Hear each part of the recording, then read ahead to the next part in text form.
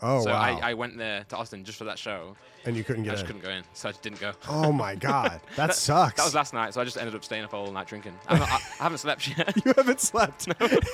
That's what I was kind of worried. I was like, I hope we don't get like a couple drinks in and then just like you fall apart. Maybe, but we'll see. Maybe we'll.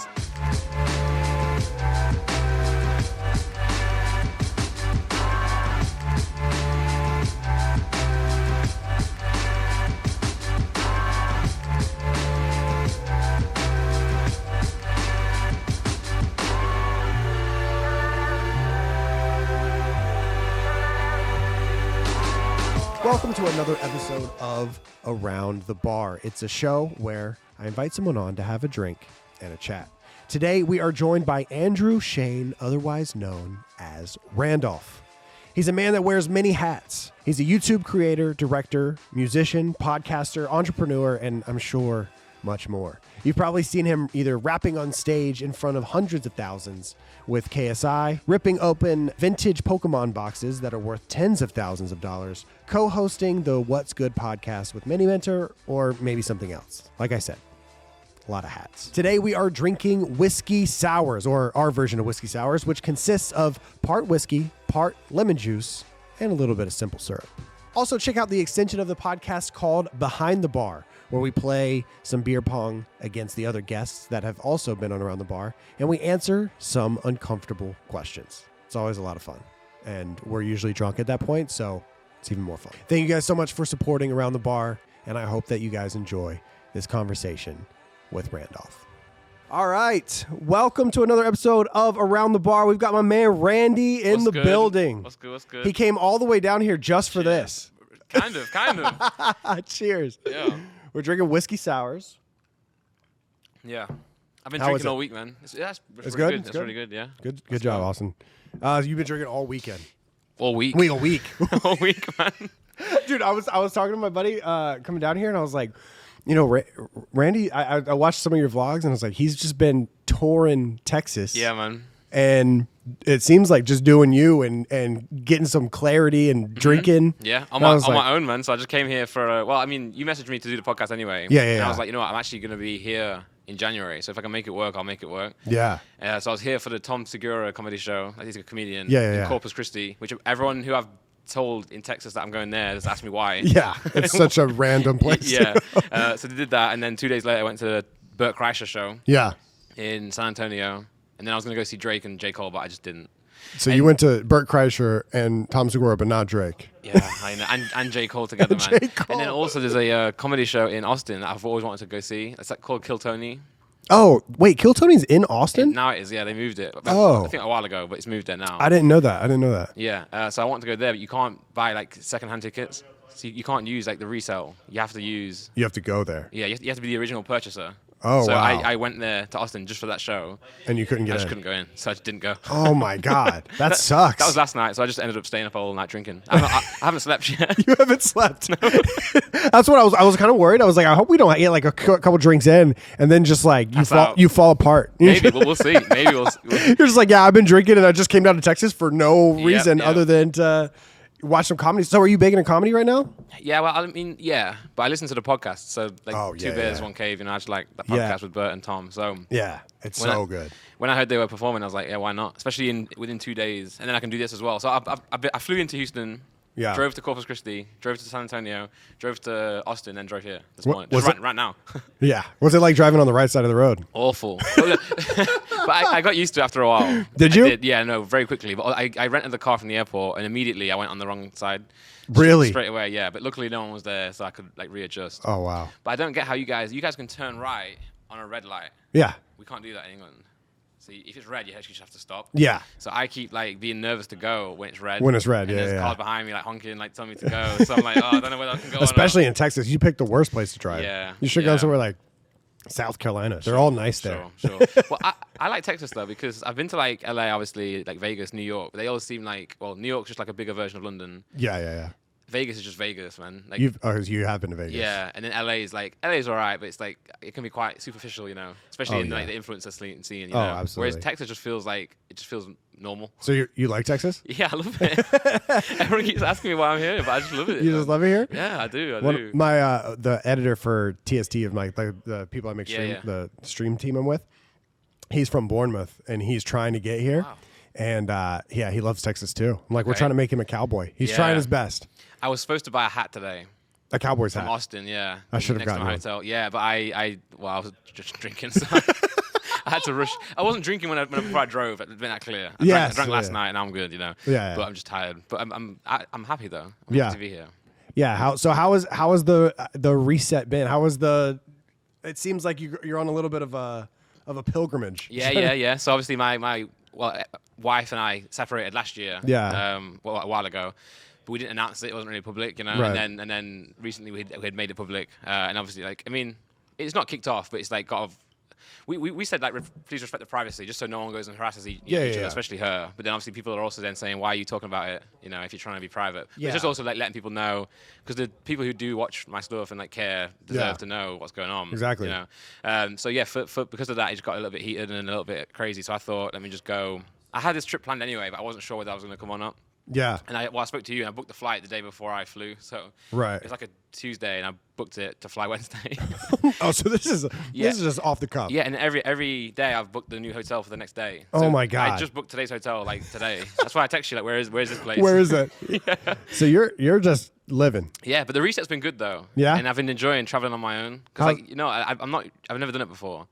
Okay. And it's daunting. But I've actually really enjoyed it because no one tells you what to do. So if you're on a trip with someone, you want to go do this or you want to go do that.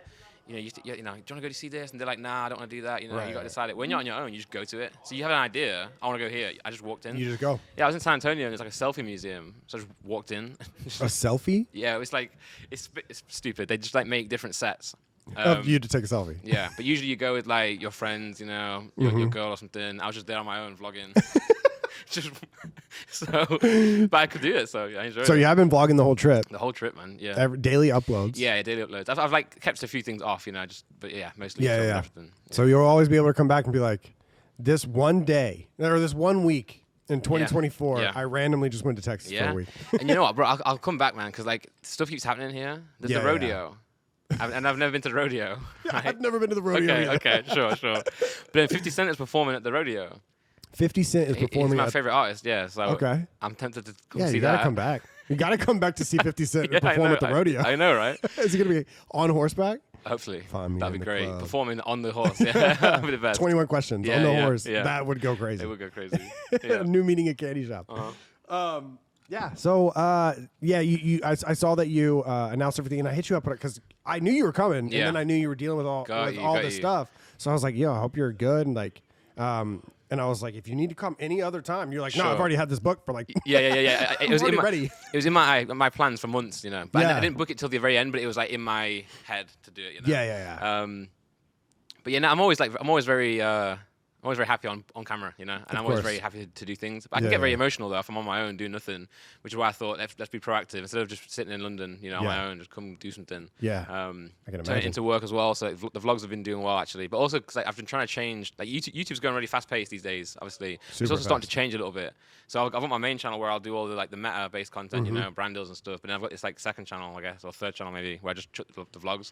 They're very intimate. It's just literally like the old school, like me walking around saying, "Hey, I'm doing this. Now I'm doing this," and it's not interesting, but I think they like it. So yeah. But there's always people that want to know what you're up to. Yeah. People. Yeah. I would like anyone who's done YouTube. I went through a wave where I daily vlogged for a little bit and try to do what Casey Neistat did. Yeah. Oh man. And and people still bring it up all the time. Okay. Like when are the vlogs coming back? Gotta bring it back, man. Like, dude, my life is not that interesting. Sure. Yeah. When you actually, when you're not doing anything, it becomes really crazy. Because Casey would run 20 miles a day and do his job or whatever. And work. Yeah. Whereas I'm just sat in my office in London, just doing literally on my computer. Yeah, just figuring out what I'm gonna do next. Yeah, but you're streaming every day, right? Yeah. So there you go. That's your daily vlog, live. Right, exactly. Yeah, that's how I like to say it. I'm blogging every day. You just watch me play Call of Duty poorly, and that's it. For sure. But have you been streaming or anything, or? No, I started streaming a little bit again recently, but then after the whole news, it was a bit weird because And then when you're live, people can ask questions right there and then. Yeah, so I was like, let me just give it a little bit of a break. So I've had a little bit of a yeah. break, but I've been doing the GTA RP's back. The new nice. No Pixel update. Yeah. So I've been away from it, so I'm probably like poor on that game now. Everyone else has probably got loads more money, but I'll try and get on there, do the music stuff. Yeah. Oh, that's awesome. So how's the mental been since you've been here? Is it are you running away or are you dealing with shit? No, I think I'm dealing with it. You're dealing with shit? There are a few days where I was like, I get to the hotel room and I'm like, what now? Yeah, You know, yeah. because I'm not really like a sightseeing guy. Yeah. I see them and I'm like, oh, now what? I'm looking what I could have seen on a picture. Yeah. You know, there's a mural in Austin. It's like, I love you so much mural. And Google was like, you should go see it. And I went to see it and it was literally just like spray paint on a wall. It was not even like I thought it was gonna be like a crazy like picture. It was just, so that was stupid. That sounds like Austin. Yeah, sounds like Austin. Yeah. So I prefer just going and like seeing things, you know. Yeah. Not sightseeing, but like bars or like restaurants or like just being like downtown in the city, you know. So I've been doing that. Yeah, you're telling me you just went out to bars and just met people by yourself? Yeah, that's like my biggest fear. Yeah, well, probably mine as well. But I'm like, screw it, man. Let's just do it. Let's do it. You're in Texas. Yeah. It's like just pushing myself and see what I can do on my own, you know. And you got the accent. It's the biggest. Yeah, the biggest icebreaker. It actually is. Like, do you want a round from the pub? And they're like, what? I went to a pub in San Antonio because I wanted to watch the Premier League game, right. Nottingham Forest, my team. And I was like trying to find a place that would have the game on, and it was like a British pub, and it was like an awful remake of a British pub. Like it was just they put a phone box inside, as if we have phone boxes in our pubs. You know, stupid, man. That sounds accurate. And they got the channel on, so I got the game on. Mm-hmm. And this guy came up to me. He's an American guy. And he was like, "Oh man, so like they told me that your uncle owns this place." And I was like, "What?" He's like, "Does he not?" I'm like, "No." No, I'm here. Yeah, and he's like, "They told me that he does." I'm like, "Who told you this?" He's like, "Oh, you just British?" I'm like, "Yeah, I'm just British. I'm just here. Yeah, I'm just here drinking." My uncle doesn't own it at all. You know. So then when he left, he was like, "Oh, see you later, mate." You know, I think his uncle, he had like British relatives, and he loved that. He loved the fact that he had some British relatives, and I was British. So he was a nice guy. But he thought he had the British pass. Yeah. I don't know who would want that either, really. You know, sometimes I'd want it. Yeah, it's the accent. The American girls that go crazy over it. I don't know why. Yeah, and also like it's different. We have different accents. So, to be fair, in England, I think we probably have as many accents as there are in America. Probably. There's not that many. You know, it's like the southern, right? And there's like California, New York. But maybe there probably is more. But in the UK, for its size, there's a lot of them. Yeah, no, there are. I watch a decent amount of like UK, like YouTube channels, and you can tell the difference. You can tell the difference, and then you hear somebody from Liverpool, and you're like, "What? Oh yeah, what's going on? What is happening? Yeah. What planet? Are you from?" Mm-hmm. Yeah, and Scottish, and then Irish, and I know that's not England, but you know, it's still UK. Yeah, still English language. Yeah. So that's dope. I mean, I'm glad you were able to do it because you're a better man than I could never.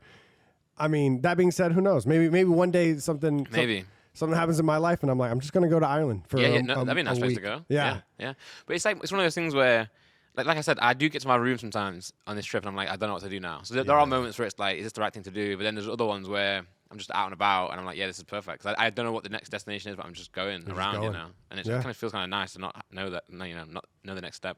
Are your supporters and your fans worried about you, or are they encouraging?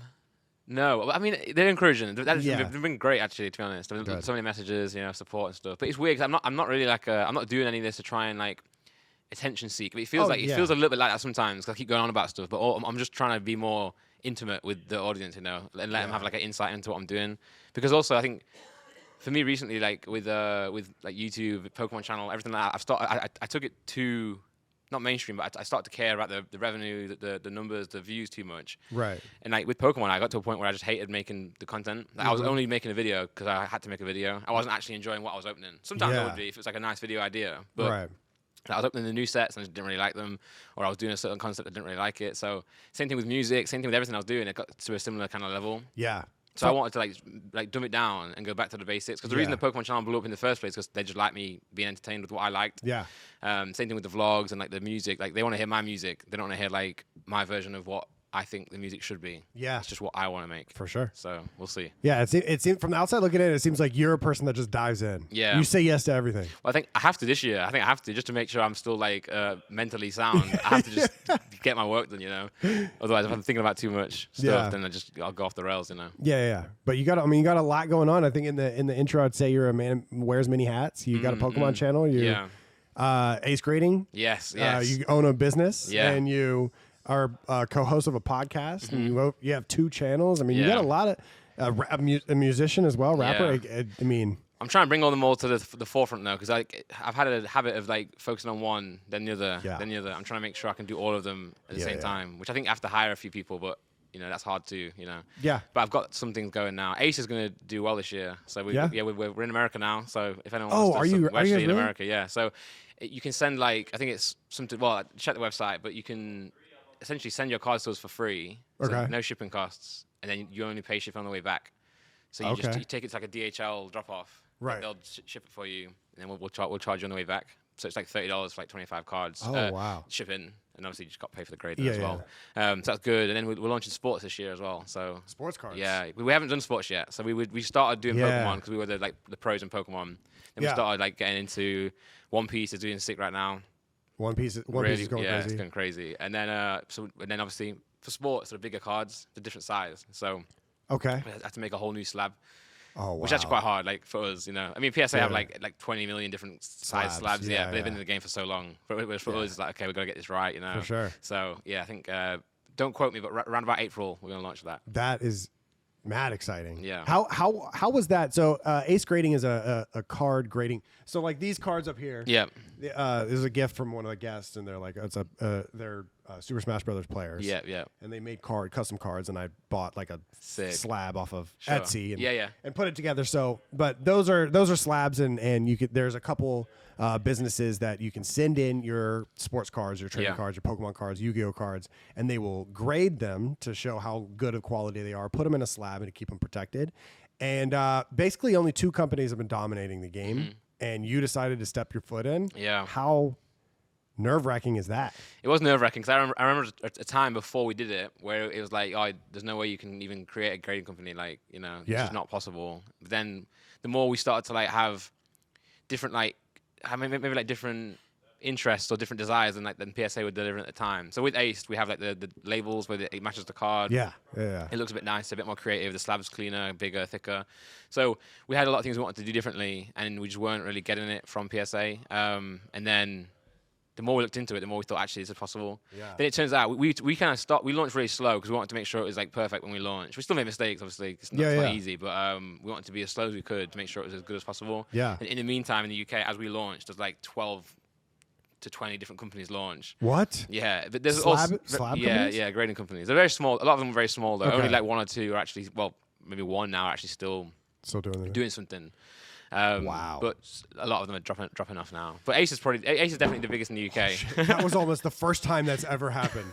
Oh my God, I saved that. The whiskey sour was too strong. Yeah, I don't know what that was. I almost party fouled for anyone's listening.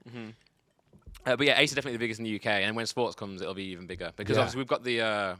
Well, I don't want to say too much, but obviously we're in the UK, so we've got football to focus on. Oh, you know, for sure. Everyone's just like baseball, American football. Yeah, but obviously having soccer. Well, sorry, Oh, you said the S word. Well, you said the S word. I know. When I'm talking to someone in America about the sports cards, I always go soccer because.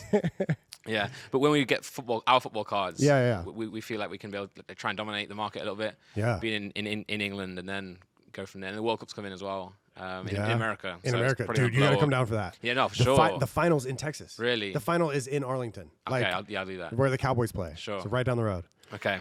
Wow. When did tickets go for sale? Probably not yet, right? No idea. Do you know, Austin? I don't have the slightest clue. Nice. Yeah, Austin's back there today. Matt Craig is sick, so everybody say hi to Austin. Where are you from, Austin?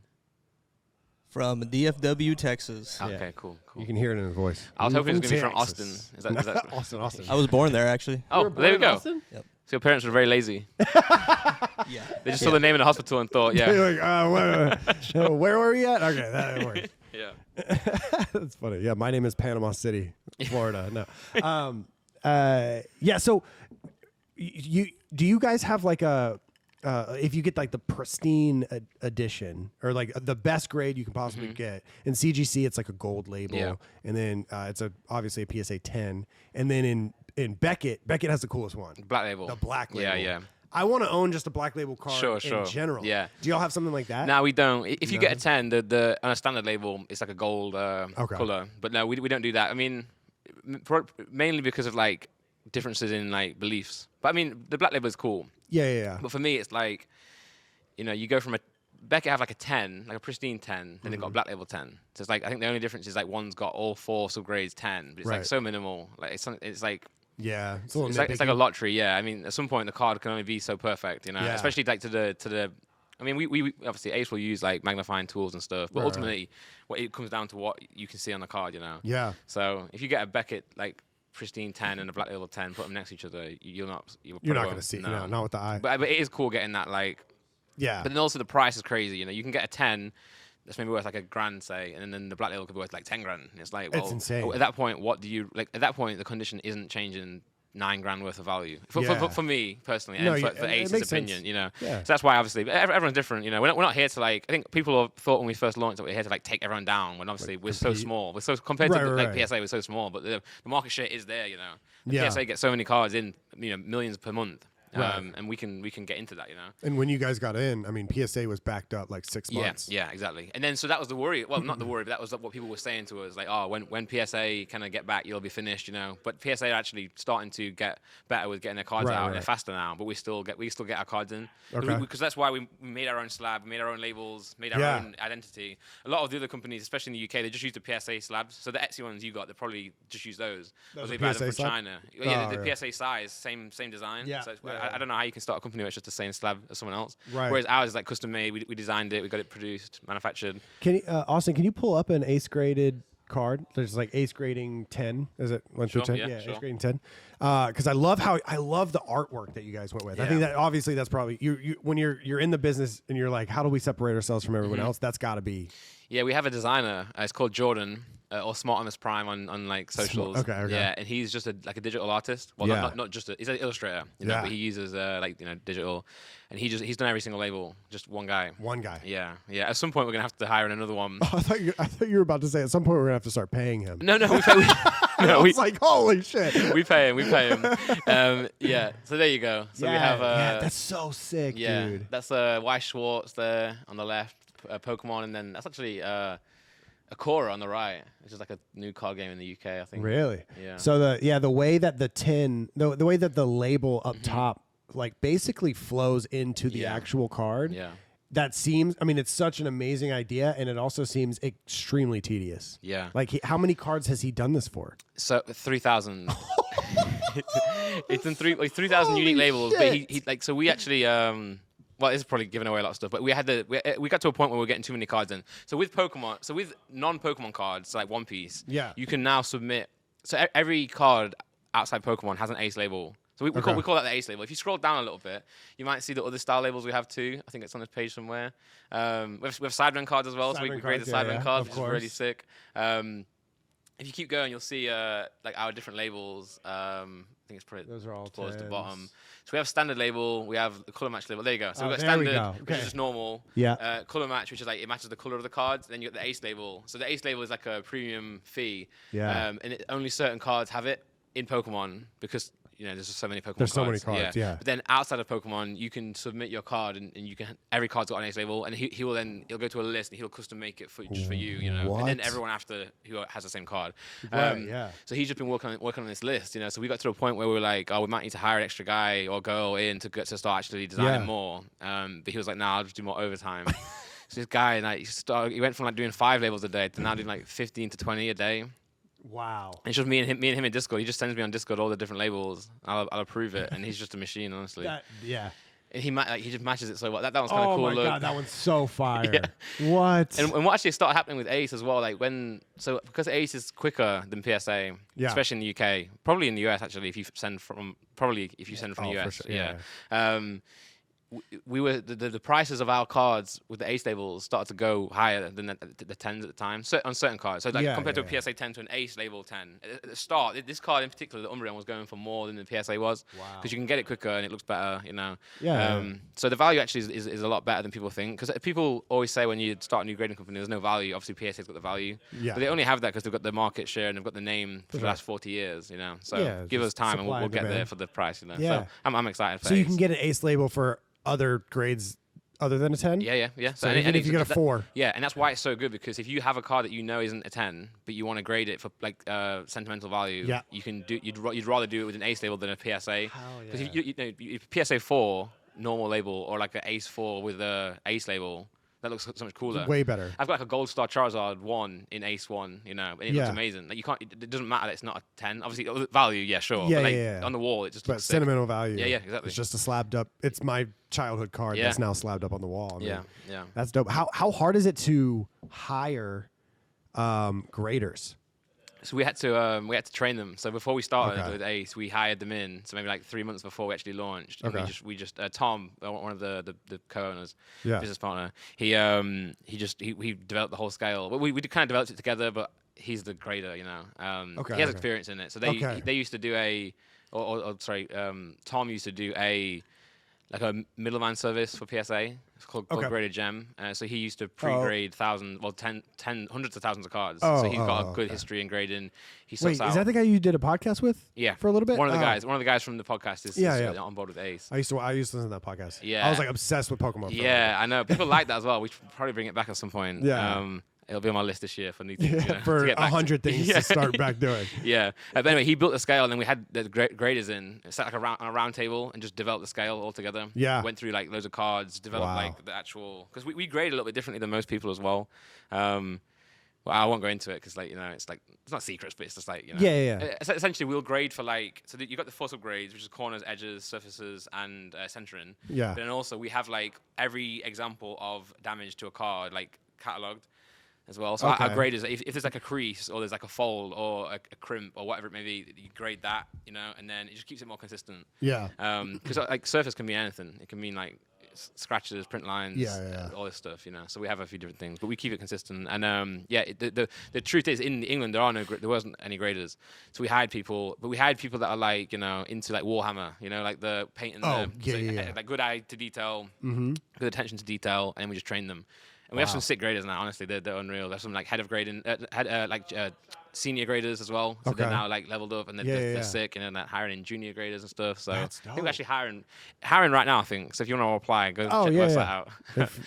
if you want to become an ace grader. Yeah, sure. And we're also hiring for like marketing, social media, and graphic design right now. Oh, that's awesome. I mean, it sounds like it's kicking ass. Yeah, no, it's doing. We obviously it's a tough start for sure to get into like a new industry, but right now it's doing really, really well. So we've got a good foundation for this next year. So you guys going to do ace labels for sports cards as well? Yeah. That's going to be crazy. Yeah, I've got to pull our designer away from some of the other stuff to get him on sports. Yeah. Early, but I think with sports, you have like the parallels. So you can have like the Prism like color splash parallel, which goes across loads of cards. Yeah. So it'll probably be the similar ace label for all of those. Okay. But I also want to work on like licensing as well. I want to try and get like the club logos on there. So like football teams, like Forest. I want to try and get Forest logos on the slabs and try and work with companies like that. So then you can like collab with the company. Yeah. So it should be a good year. But that's sick. When you're obviously you're really big into Pokemon. And you get into labels. Yeah. Were you ever thinking about? Was it always I'm going to get into the grading company or the grading business, or were you thinking maybe you were going to like distribute or maybe make your own cards? Sure. I know the Sidemen have their own sets and stuff. Yeah, well they have Tops. They work with Tops. Right. And I think in the UK it was like the biggest ever like non-sports launch. Oh, and then the next year they did it again. You know. Yeah. No, we had it. So at the time when Pokemon was really blowing up and my channel was blowing up, I was working with Graded Gem through PSA to like do some stuff. And I'm not going to talk badly on PSA, but I think at the time maybe they were going through changes like managerial or whatever ownership. Yeah. And I was trying to work with them. I was like pumping out like 200,000 views on my PSA return videos. Yeah. And I was trying to like get not like get money off, but just try and do some cool stuff, you know. Yeah. And they were just very against doing it and very against working with us. So I was like, it just feels a bit annoying that we're just like giving so much promo and so much good stuff away. So then we were like, well, these were boring labels. Well, I mean, each to their own. I'm not trying to, yeah. But yeah, boring labels, thin slabs, old-fashioned. We were like, if we could create our perfect version, what would it be? So that's how it started. Okay. And then we just started looking at how to make the slabs, or how to do this, how to do that, and it just came together. Yeah. So. Yeah, it was not like I love card business. Let's get into it. It was like I see an opportunity. Yeah. It was see an opportunity, and also we wanted to do different things for the return videos and for like enjoy it more. Extend the art on the labels is like an exciting thing to do. Yeah. So we were like brainstorming, and then it became to a point where it was like actually possible. Yeah. And then so we were like, okay, let's go for it, and we launched it. And the start was crazy. Like we just sold out. Well, we filled the capacity like straight away. Yeah. But then we had like plastic issues where it was like trying to get them manufactured and stuff. Because again, all the other companies, they just go on Alibaba and just order 2,000 slabs from China, and you get it for like 10 cents per one. Yeah. Whereas for us, the cost is like way more than that. Yeah. It takes months to get a slab. It takes months to get the actual mold ready. Yeah, because you're molding them yourselves. Yeah. And after that, it's just like weeks to get the actual slabs. But wow. That's fun though. It's stressful, but it's fun. It sounds fun. It sounds addicting. Yeah, it sounds like you're in a Discord call and you're stressed out of your mind, but you're still happy. Yeah. I have some similars. Yeah. And then this week I've been in Texas, so they're like, "Oh, can we have a meeting today?" I'm like, "Hold on." I've been drinking for 12 hours. I got some crazy ideas. You don't want to hear these, but obviously, given the situation at home, like just take a week after, we'll catch up. But I think here now that you guys are launching in the States, I think sports cards are starting to blow up here too. Yeah. Not that they haven't already been, but it seems like on YouTube it's been dominated by Pokemon lately, and now it's starting to. Some people, at least maybe it's just my circle, but some people are starting to open sports cards as well. Same in England as well. Like Simon's starting to buy like just crazy amounts of football. Yeah, he's just doing well, but he's also bored, so he's just buying those. He's just buying. Yeah, he pulled a Messi. He pulled like a 1 of 25 Messi, like on card auto from the World Cup. How much does that go for? I think on minimum it was like 25K, but that was like not the number one. He's got the number one, and it's his. Wait, he's got one out of 25. 1 out of 25. Yeah. Oh, I thought you meant just 1 out of 25. No, literally like number one. Yeah. Holy shit. Yeah, it's from the World Cup winning year. Yeah. In the Argentina kit. Oh my god. Yeah, but I think also he hasn't sleeved it yet. What? It's just he put it back in the box and left it in his cupboard because he didn't have the big sleeves for it. So I need to get the sleeves to him. So okay. Is he gonna ace grade it? Yeah. That'll probably be one of the first cards graded with ace. Holy shit! That's a win. Yeah, so that's we'll see. a big win. I have no idea what that will get. And obviously, I graded cards with ace for the YouTube channel and stuff. Yeah. And people are always like, "Oh, you own the company. How can you grade?" But obviously, everything's anonymous. So the graders don't see whose cards they are. They have no idea. Yeah. So if they just happen to see a 1 of 25, well, I'm sure they'll know what that one is. But they are also they're pro top end graders now. And they're good people. So well. They're good people, but also it's their job, so they have to. They have to. They have to keep it. Because reputation is I'm assuming reputation is everything. Of course. Everything. Yeah, like we would. Yeah, like I mean, people obviously will say like, of course you got a 10, you own it, but then they don't see the videos where I get like 4s, 2s, 3s. Yeah. And I'm like, oh crap. You make a call. Yeah. Like who graded this? Yeah. Fire that person. But no, it's obviously. I mean, we would never start this company if it wasn't going to be. Of legit, course. Yeah. Stupid. Yeah, I can imagine because all it takes is one person being like, I cracked this ace card open. Yeah. Because that's how YouTube is. Yeah. So if you start a company, somebody's going to try to find the flaw. They do that. Yeah. At the start, they were doing that a lot as well, and it turned out a lot of the people who were doing that were like working with the other grading companies too. Wow. So they would do a video on ace, and then the next video would be like partnering with someone else. Yeah. We don't really get involved in a lot of that stuff though. So we're trying to stay in our own lane. So what do you think about? I think one of the coolest stories in card collecting ever is the Logan Paul Charizard crack. Yeah. How legitimate of that story? You think is 100% legit? Wait, which one's this? When he cracked open the PSA 10 and graded it Beckett. Oh, the illustrator. Oh no, the first edition. The one that he got made? you. Yes. Yeah, that's interesting. Yeah, people do that a lot really, but the grading companies just have different. They do have different scales. Yeah. But everyone, I'm sure that I've seen PSA 5s get turned into 10s. What? Yeah, I mean, PSA get millions of cards, so it happens more often. They probably have. I mean, I wonder how many graders they have. They probably have hundreds of graders. Well, that's the thing as well. They probably run out of graders. So I think they actually did as well. They had to hire inexperienced graders just to get the volume done. Yeah. And when you get someone who sends like 250 the same card, which I used to do. Yeah. It's just like bulk. Just grade the whole set. Yeah. But no. Logan, he had the Illustrator too, right? I don't know. He had the 9 Illustrator, and then he he bought a 10 and traded the 9. So I think he traded like the 9 to someone who had the 10 plus like 4 million or something. But Logan went big into it, you know. Wait, the Pokemon Illustrator card, there's a 10 out there? I didn't know there was a 10. I'm pretty sure. I've been out of the game a little bit, but I'm pretty sure that, no, I think he did. I think someone had the 10, That's yeah. insane. And he had the 9. I had no idea there was even a 10 out there. And he part exchanged it. Or maybe it was an 8 to a 9. It could be 8 to a 9. Okay, It could be that. But anyway, for those that don't know the story, Logan Paul had a PSA 10 first edition Charizard, which is the best card. I mean, without getting to the nitty-gritty of it, it's basically the best card you can have. Most expensive card. And the only way to make it more expensive is to have it be a perfect 10 in a Beckett, which is a different grading company.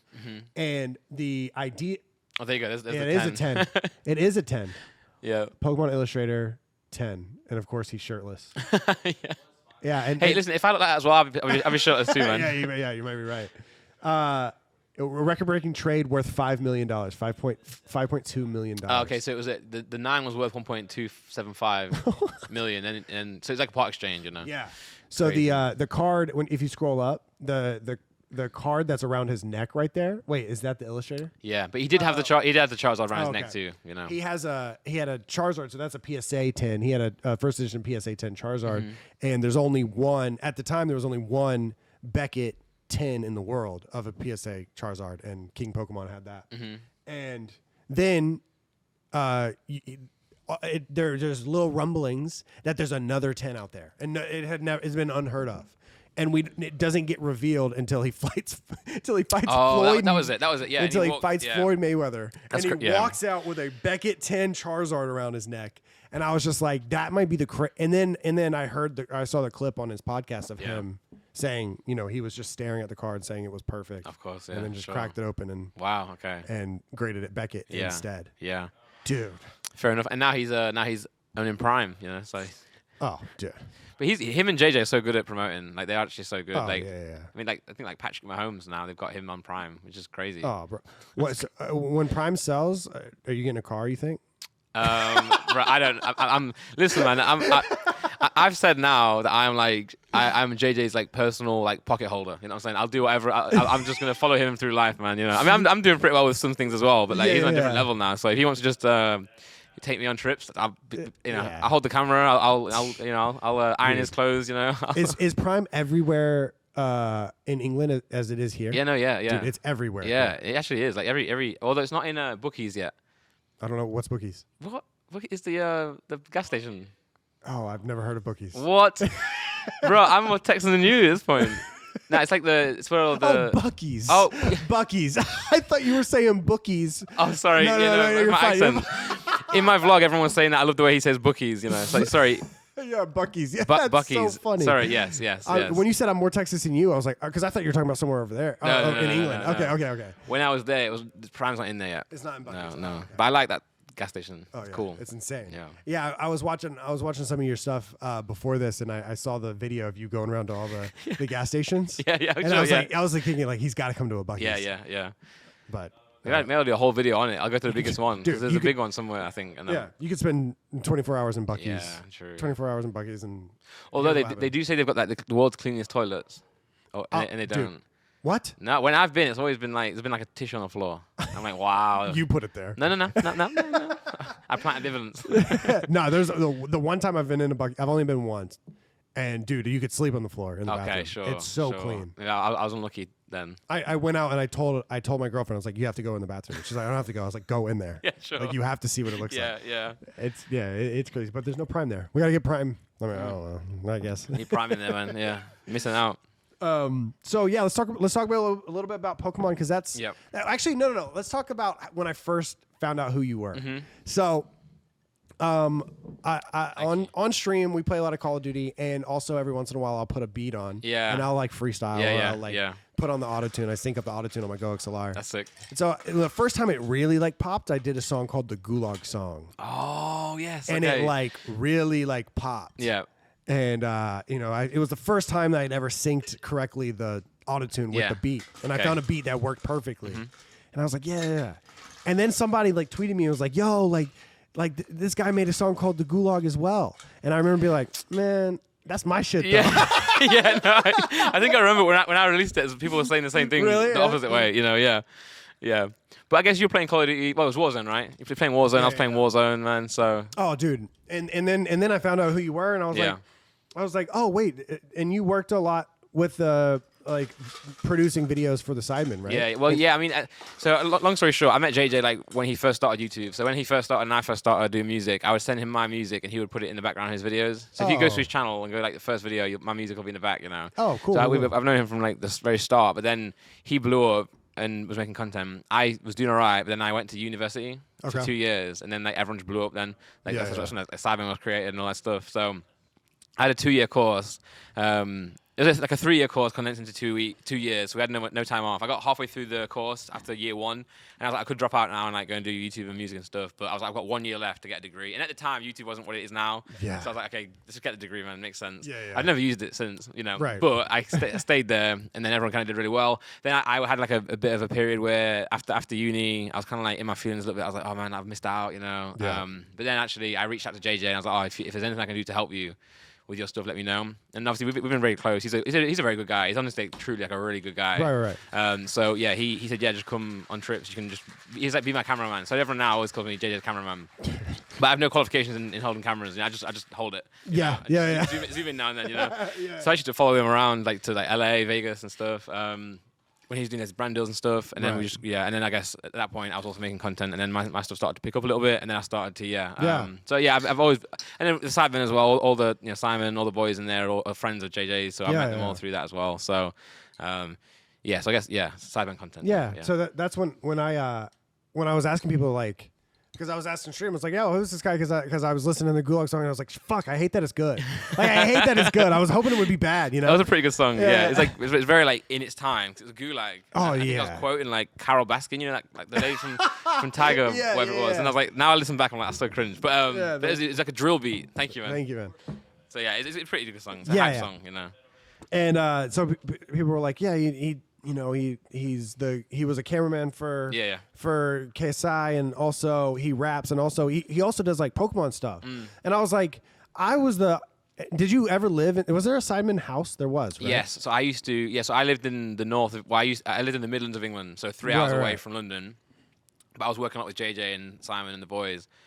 So they had a house. So I would stay at the house a lot. So I would go for like a week, or a few days, stay in with the spare room, and then we would and I'd go back, Yeah. So, yeah. So you stayed at the Sidemen house. I stayed at the Optic house. You were a videographer for... Okay, so I was a videographer for Optic. Yeah. I like Pokemon a lot, and I rap, and I was like, who's this guy? What the fuck is going on? This guy's taking my... I was like, this is insane. Yeah, true. And I was like, I have to meet this guy. And then when COVID happened, my girlfriend and I got super into Pokemon, like crazy. A lot of people did during that year, and so we were just.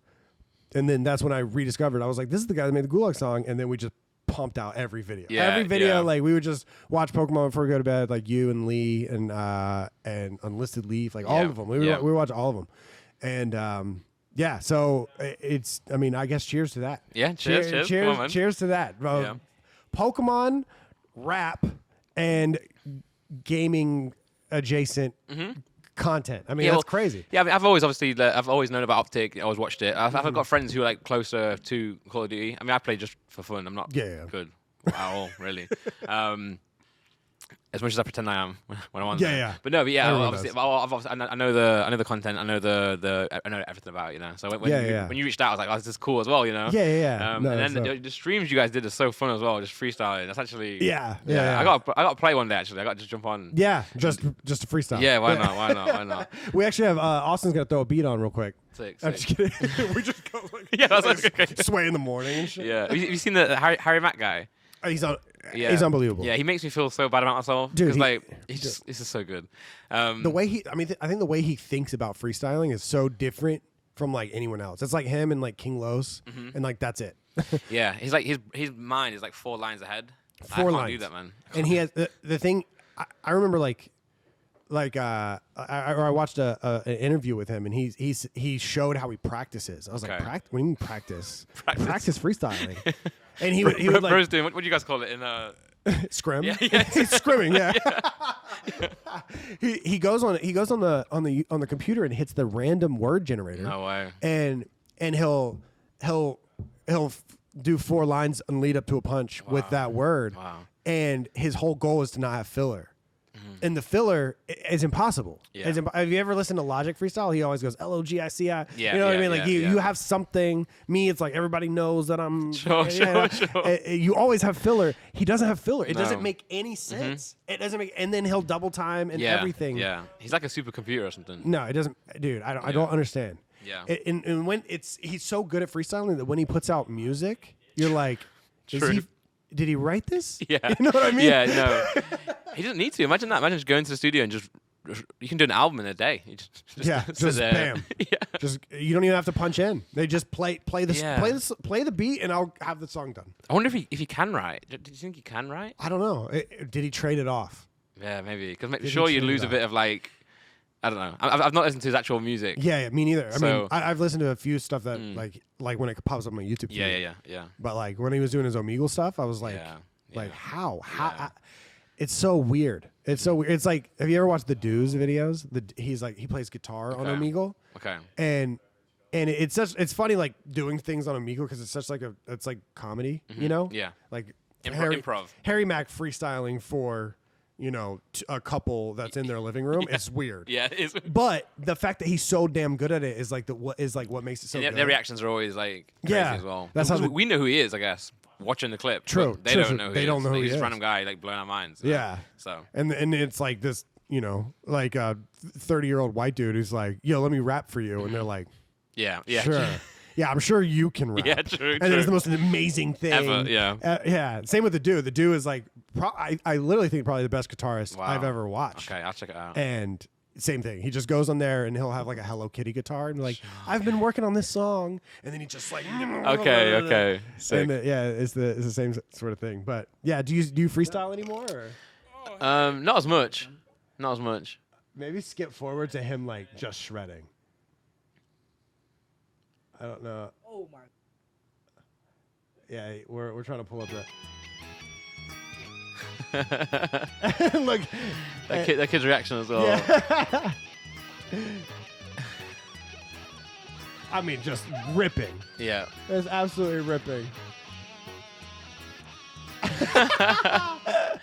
What crazy. insane content. Yeah. But you have to be so good to do that. Like, Yeah. if I went on there and I was like, freestyle for me, and then I start stumbling over my words, or like I hit the autotune button and the autotune doesn't work, and I'm like, and maybe like every one line rhymes out of like 4 bars. Yes. And the rest is just, you know. So you do you still freestyle at all? Or Not no? really. No? I mean, I keep like I've got like a really love-hate relationship with music.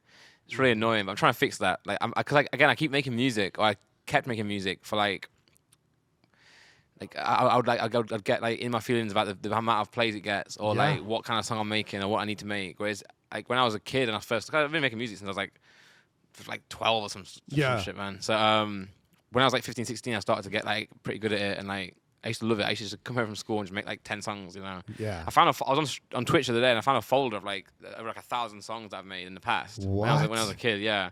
Like collectively from different eras, like 300 in one folder, like 200 in the other one, and stuff like that. Oh my God. And I kind of want to get back to that, like just making music for the fun of it. Like actually, like thinking, okay, I've got this beat, or I'll make this beat. Then what would I want to hear on this song? And not think about like the plays or the genre, or like just make it. Just make it. Yeah. Put it up on SoundCloud, see how it does. Yeah, literally. So. I think like did you used to make a video where you were trying to like freestyle every day or something? You freestyle. No, I was trying to put a song out every week.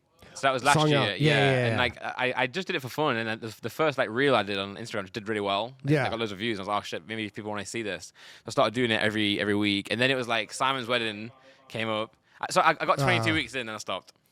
You know, that's how it goes. Yeah, but also like in hindsight now, there's a lot of relationship stuff going on. You know, yeah, of course. Then it was Simon's wedding. Then not to blame Simon, because I've told him this before. He's like, "Why are you blaming me?" I'm not blaming you. And then it was like Vic's stag do.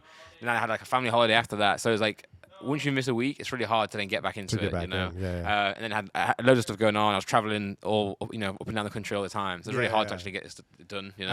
I heard you say in one of your podcasts that you don't make music because you're scared of it. Yeah. Is that still a thing? It was. So technically it is up to this point because I've not put anything out yet. Okay. Recently, but I'm trying to change that. You're trying to get the fear out. Yeah. 'Cause I started music as a passion. Even though when I was a kid, I wanted to be successful. So my goal was to be like a touring artist, you know, doing shows and stuff, getting plays. And I did it to a certain degree, but and then but I didn't do it forever. I didn't do it to. I guess I did it to try and make a career out of it, sure. But like it wasn't like, oh, I want to do this to make money. It was like I want to be this artist, you know, or be this musician. So. And then now it's changed, and because now I'm doing YouTube for the views, you know, I'm trying to get brand deals. Now I'm doing music, you know, all this stuff. So I want to go back to just making it. So I don't want to be scared of it. Yeah. I want to enjoy my craft, you know. I want to enjoy my music. Yeah. Like, that's why I started doing it in the first place. Whenever you became friends with JJ, was he doing music already or no? Yeah. No. Yeah. He did that. No. He would say he did this like college rap or like school rap, like he did physics. Yeah. I think it's like physics rap. So he was at school and he learned. So he was. But then we met, and then he used to use my music, and then really quickly after that, like maybe like a week or 2 weeks into it, he was like, let's make a song together. So we made a song together. Then we made another one. Then we did one called Heskey Time, which was like in England. That's like quite a famous like football song. For like our generation, not for the country, but for like the nerds on YouTube. And it was at the time. And that blew up really nice for him and for both of us. I remember that's the first time I ever made some good money from music. Oh, really? Yeah, we released it on Christmas like the period. What year? 2011, maybe. Jeez. Yeah, or 2012. One of the, I think 12 years ago. Yeah. Fuck. That's so long ago. Wait, no. Was that 12 years ago? Fuck. That's what I'm saying. Whenever I hear 2011, I'm like, oh my God. Yeah, wait, can you pull it up in a second? Because I want to know what that is. I need to know for my own sanity. But anyway, whenever that was, it's called Heskey Time, KSI and Randolph. But we released it at Christmas, and for some reason back in the day, the iTunes charts were a really big thing. Bigger than they are now, because obviously Spotify is a thing, you know. But the iTunes charts were huge. And over Christmas, the staff would just go away, and like they wouldn't update the charts. So we hit like number 1 on like rap, you know, on iTunes. And it just stayed there all Christmas. So like, oh wow. So like everyone was just buying the song, you know. And I remember looking at my like distro kit at the time. It was like £1,500, but like $1,500. Yeah, I was like 16 years old. And JJ was like, oh, he'll keep all the money from the video, I'll keep all the money from the song. So I was like, I just made £1,500. Wow. In one song. And I was like, what the fuck? So I was like, oh my God, rich. you know. Yeah. I remember, rounds on me. Yeah, I got in my car and just drove around my town, you know, and I was playing the song on repeat. I remember. Would you say how long ago was 2011? Yeah. It was 12 years and 22 days. Oh my God. What, can you pull up the song Heskey Time? Is that what you said? Heskey Time by KSI. They did a Misfits, you know, the boxing. Yeah. They did a Misfits card the other day, and I think they were playing the song. Oh yeah. In the stadium or in the arena. You were just like, yes. Yeah. That's awesome. Yeah, it's a fun song, but that's kind of what kicked off a lot of stuff. So then we started making music, and then we got to a point where we were making comedy songs. You know, like the Lonely Island. Yeah. We were trying to copy that and do a similar thing to that. Of course, yeah. And then it didn't really go anywhere. We made one song, and it didn't really go anywhere after that. And then fast forward, we made a real album. We made like a new age album together, which was like real music rather than comedy stuff. You know, that did pretty well. This is it, yeah.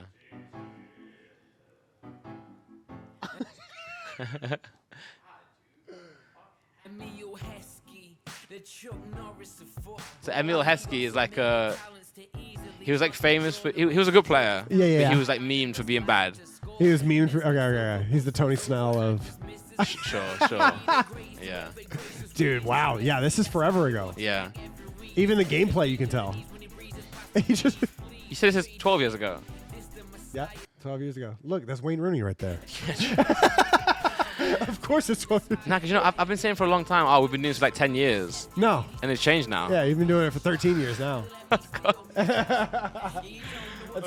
really good. That's awesome. Yeah. So, so then at what point, whenever you work with somebody and you work with your friend, of course, and they blow the fuck up in something that you're passionate about, where like, is there ever any little bit of jealousy that comes with that? Nah, there was never any jealousy. There was a bit of stuff where it was like we had done the New Age album, so he'd gone from he signed with one label and made music with them, and I'd still he'd always take me wherever he goes. Of course, so we did a tour. He'd always take me, not anymore, because I'm doing my own thing, you know. Yeah. But And he doesn't really need me. Back in the day, he'd need me to do the last bit of the like hype man. Yeah. Now he's got like DJs and like all this stuff. A whole production. Yeah, he doesn't need it anymore. But yeah, so no, there wasn't any jealousy. But like we did New Age, which did really well, and then he like signed to a different label. We kind of stopped making music together though because like it got to a point where he got so big as an artist that like. You know, if you're like I don't know, let's just say like Cardi B, you know, you can't just do any song with any artist. You got to make sense, you know. Yeah. So there's not any reason for us to do music anymore at that stage, but we definitely will in the future. I'm sure we will. We will. For sure. When it's like a passion project. Yeah. Because the album we did together was a passion project. Yeah.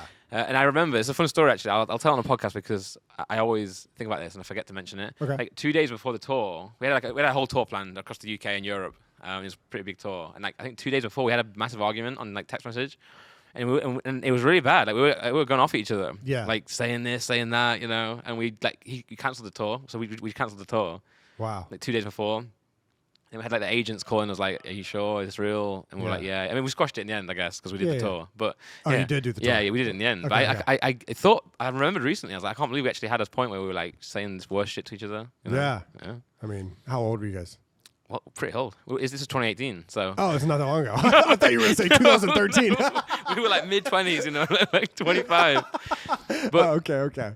That's when it comes into like the friends thing, you know, like even though he's like the biggest celebrity now in the UK, we still chat shit, you know. And of course. The group of friends we have as well, like the Sidemen, and then we got Cal, and then some others as well. But we actually like we don't treat him as like KSI. We treat him as JJ. You know? I'm sure you don't treat anyone. If that were to happen to anyone in your friend group, you guys would all treat him the same. I'm like his biggest hater, man. Honestly, in the group chat, I'm like his biggest. Everything he does, I'm like, that sucks, man. This is cringe, you know. I don't mean it, but like. Yeah, of course. You know, but he's a good guy. What was it like performing Beerus in front of all those? That was sick. How many people was that? Well, it's like 80,000. 80,000. Well, they kept saying that, but I don't know if it was like. The capacity was 80,000. I don't know if it's like 50. It was at least 50,000, I think. 50,000. Can you look that up? Beerus live. Yeah, it was Reading or US? Leeds Festival. So Reading spelled like reading. Dude, you know? I mean that had to been. Yeah, so that was. This is where he's always been sick. Like again, I'm not speaking bad on him. Like So even when he was like blowing up and doing big stuff, he still brought me onto the tours and stuff. So he did a headline, well not headline, but he did Reading and Leeds, which is a huge festival in the UK. Right. It's like two of the biggest in the summer. They do one up north, one down south. Who was the headliner for that show? I don't know. But he was main stage, so like on the day where the main stage is, he was there. And then I was so nervous, so we did one song. Here we go, yeah. I mean, look at that, dude. Yeah. I mean, the shot that I think you posted on your Instagram or something. That is the best one, yeah. If you can find it after this, find that one. He's got. I've never watched it from that. It seems like he's got some stage presence to him. He's good. Yeah, he's really good. Yeah. At the time, I was a bigger guy as well. I've lost weight since then, but like he's always the best on stage, man. Like jumping around, putting the most effort in.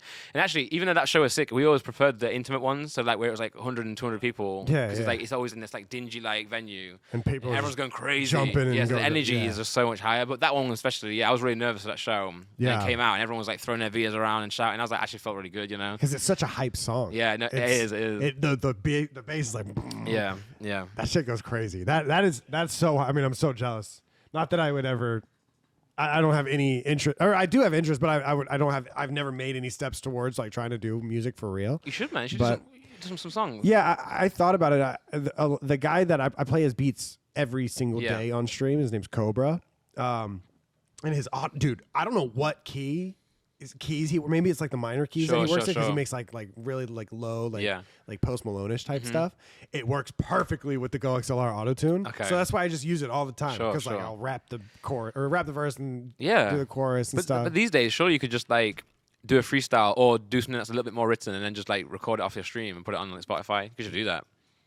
Yeah, I guess you can. Yeah, it doesn't have to be like well mixed or anything. You just Yeah, I think at one point I was like doing these streams where I would write a song and then put it up on SoundCloud. Yeah. And I would have people like master it and mix it sick, and stuff. sick. There you go. And it was fun, man. It was a lot of fun, but it's time you said, it's time consuming. It is. It got to a point when I was doing the weekly songs where I would release them on Friday and I'll be making them Thursday night to get it out for Friday. And some songs I did in like 30 minutes.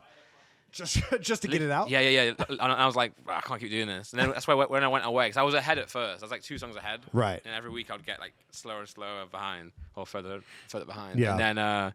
And then the half an hour, like 30 minutes to make one song. But then I was like, on stream, I was like, guys, this one sucks this week, man. And then everyone was like, it's their favorite one. So really? So that's why, again. Do you ever go back and listen to some of the stuff and you're like, what the fuck was that? I play it a lot, actually. Like, really? Yeah. Not in like a vain way, but I'll be in the car. Even on this trip here, I'll be playing the old music just to try and see which ones I like. Yeah. And which ones I can do better or take styles from and stuff. Yeah. There's a few of those, like when I was doing those SoundCloud ones where I go back and I listen to it and I'm like, dude, why did I even put this? Yeah. Sometimes as well, it's like what you say as well, like what, because you must have been in like a time and a place. You say a certain thing. Yeah, I'm like, I don't know why I said that. Yeah, like why? But the Carol Baskin one, I'm like, I don't know why I put that in a song. That's crazy. And that's a good song as well. It's funny because when I listen to music, I listen to a lot of like rapidy rap, like Griselda, like whenever. Like Kendrick Lamar, J. Cole, whenever Drake's being lyrical, like I listen to that style. But then when I write, for some reason, I tend to go like the Asher Roth route. Oh wow, okay. And I don't know why, because I don't really listen to that music. No, maybe that's just your style, you know. Maybe that's just like how whenever I'm like writing to like people, what I think they would want to listen to. Yeah. That's what I don't know. It's all about always about like clubbing and partying, and I don't do any of that. You know what I mean? I don't know. Maybe you've got like a certain part of you that like always wants to do that. Maybe. You know? Yeah, I have a bar podcast. Yeah, true. Actually, yeah, that makes sense. Yeah. So, what was it like? Do you think there was a wave that you caught heavy, and I was very jealous to learn that you did. That a lot of people on YouTube were making music, and all of those YouTuber like songs and especially music videos were like blowing up. Yeah. And you rode that wave pretty heavy for a little The bit. diss tracks. Especially the diss tracks. Yeah. I was actually looking back recently. I was thinking like literally a week ago, and I was thinking like at the time when I did the diss tracks, like I did Manchild, so obviously that's the biggest one. It's like the Deji one. Yeah, the Deji one. So that obviously blew up. We're very good friends now. Right. Yeah. And actually, to be fair, when I first saw him after the diss tracks ever happened, it's the only time I saw him. It was like years later. We just gave a big hug, you know. Yeah. So all it would have took back in the day was just to speak on the phone and just like meet each other for it to just be gone, you know. Yeah. But it all started as a joke and then went further. But anyway, Manchild, that was the first diss track I did. It's on like 18 million views now. That's insane. And then the second one I did was on 10 million. Well, I don't know why at the time I didn't make more diss tracks. No, just singles. Yeah. It's like Ride the Wave. Obviously, you'll get less plays and stuff, but just put like 7 singles out over the next like 2 months, you know. Because some people did that, you know, like I'm not sure what his name is, that Rap God guy. There's like, at one point, there's a guy called Rap God or something. Rice Gum? No, he's the guy who used to ghost write for the Rice diss Gum. rapper. Yeah, sorry, Diss God. That's him, Diss God. I think. Me and him. That's the only time I've ever written a diss track. Sure, was okay. Diss rapper. Yeah. Okay, yeah. So he was putting out a lot of music. Yeah. So I think I just must have some good stuff. I think I got too emotional on the diss tracks. I was like, I don't like doing these nasty songs against someone. For sure. So let me go, a little bit quieter. But no, I should have gone bigger. You know? You should have gone bigger. Yeah. You should just diss everyone. I should every single Sidemen, every week. Yeah, someone else. Yeah. For sure. No, but dude, there was a point where like Rice Gum was putting out his stuff, and then this rapper was putting out his stuff, and then I saw all of you guys were doing there. Yeah. Dude, that shit was crazy. They were just how much of it was legitimate? All the Sidemen one was legit because there was 2 waves of it. There was the original one which I wasn't involved in. I was on holiday. It was really funny. I was on vacation. Yeah. I would like mix it, and then this other guy ended up mixing it, and I was like, damn it! If I was not on holiday, I could have done all this. Yeah. That was when I was like a bit quieter, not really in the game. But the Sidemen ones were real. Like they just weren't like they got squashed quick because everyone calls them fake, but they weren't definitely not fake. Right. They're real. Yeah, but maybe exaggerated. So maybe someone says something. So I think JJ did a video where he left the Sidemen. So he went to go and hang out with like Rice Gum and the Face House and all that, I think. And he was like, I'm leaving, you know. And then they started arguing back and forth in the group chat and stuff. And then they go, oh, well, I'll dish. Then Ethan dissed JJ. Then JJ dissed him back. Then Harry dissed JJ, you know. But it wasn't... Yeah. It wasn't like fake, but it was like definitely exaggerated, you know. For sure. Everyone's just playing the game. Yeah. And obviously he wasn't leaving the Sidemen in the end, you know. Once you see the first one get 10 million views. Yeah, and everyone then even Vic jumps in. Even Vic's making one, you know. Making diss tracks. Yeah.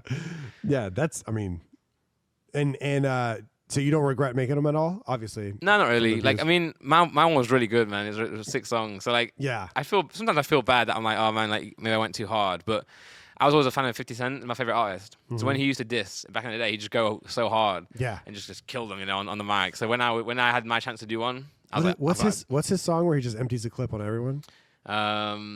Just Back Down, maybe. There's Back Down and there's Piggy Bank. It's so many. Yeah, his like mixtape era was that's my favorite era of his music. Like 50 bars and stuff. Yeah. So like the G-Unit radio, they used to do one like all the time, and they had all like the low mixed quality songs. Yes. They always sound better, Yeah. So I think 50 bars is like my favorite 50 Cent song. Yeah, And it's just so smooth. Like when he's on a beat, it's like smooth whiskey. Yeah, no, for sure. I would learn my flow from him when I was getting into it. Right. And JJ as well. When JJ was first getting into it, I always say to him, like, just go and listen to 50. He never did. But I was saying to go listen to 50 Cent because his flow is always, like, perfect. Yeah. So I'm going to ask you a question that you might not be able... You might not answer truthfully, and that's completely okay. Sure. How much of... Whenever these, like, YouTubers, especially guys that you are close with, make these big albums and these big songs... Is it all in-house? Is it all, I get a beat, I'm going to write it all myself, I'm going to sit down, and then I'm going to send it to someone, mix it, and we're going to put it on an album? So for the album we did together, it was the New Age. Yeah. We had just beats from our friend, and we just wrote to it.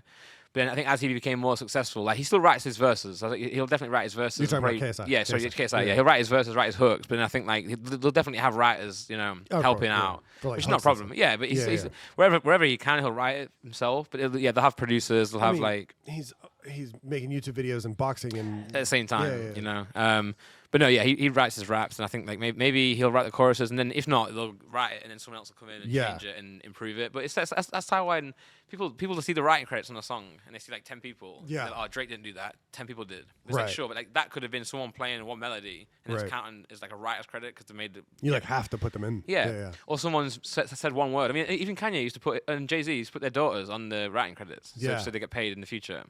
But obviously, they weren't like 2 years old, not writing the song, So Yeah, they were just the writer's credits doesn't always mean they've. I didn't know that. Song. That's like I had no idea that was a thing. Yeah. That's genius. Yeah, because whenever his album comes out, I was just like mind blown that something that high quality could come out of a YouTuber, like from the YouTube side of things, and it wasn't. It was not all just grime drill. It was just like.